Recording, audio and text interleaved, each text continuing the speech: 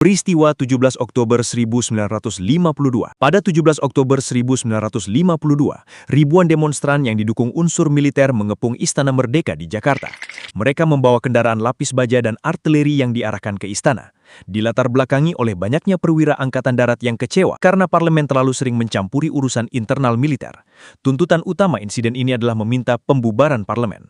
Peristiwa ini menjadi ketegangan awal antara kekuasaan sipil dan militer di masa demokrasi liberal. Nasionalisasi perusahaan Belanda 1957. Pada tahun 1957, buruh di berbagai daerah melakukan mogok nasional dan mengambil alih kantor, bank, serta perkebunan milik Belanda secara paksa. Dilatar belakangi oleh Belanda yang belum juga menyerahkan Irian Barat.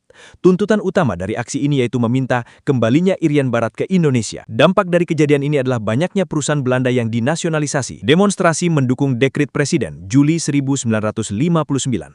Pada Juli 1959, ribuan orang turun ke jalan mendesak Presiden Soekarno untuk membubarkan Konstituante. Latar belakang kejadian ini disebabkan Konstituante yang mengalami kebuntuan lama dalam menyusun Undang-Undang Dasar baru. Tuntutan utamanya adalah meminta dibubarkan Konstituante dan kembali ke Undang-Undang Dasar 1945.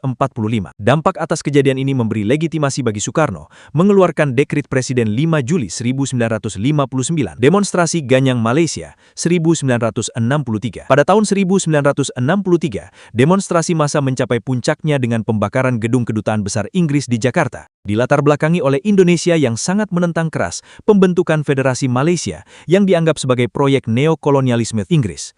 Tuntutan utama dari kejadian ini adalah menolak Federasi Malaysia. Aksi sepihak petani 1964.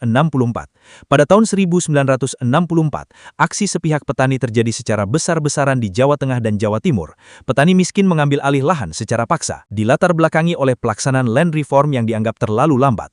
Tuntutan utamanya adalah meminta pembagian tanah secara adil dan cepat. Lahirnya Tritura, Januari 1966. Pada Januari 1966, mahasiswa merumuskan Tritura atau Tri Tuntutan Rakyat, dilatar belakangi oleh ekonomi yang saat itu sedang kolaps, serta harga beras naik sangat tinggi dan banyak rakyat yang kesulitan.